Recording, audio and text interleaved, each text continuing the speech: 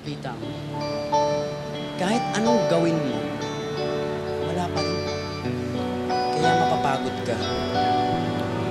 Ihinto ka na. Masisisi mo ba ako kung ganun? O sige, parang binibili mo ko. Mayaman ka pero hindi mo kailangan ng lakan yun.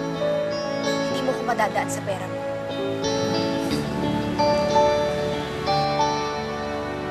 Alam mo, hindi tayo nagkakaintindihan.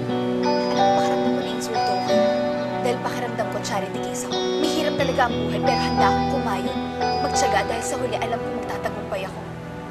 Dahil may pangarap ako. At hindi ko bibitawan yun.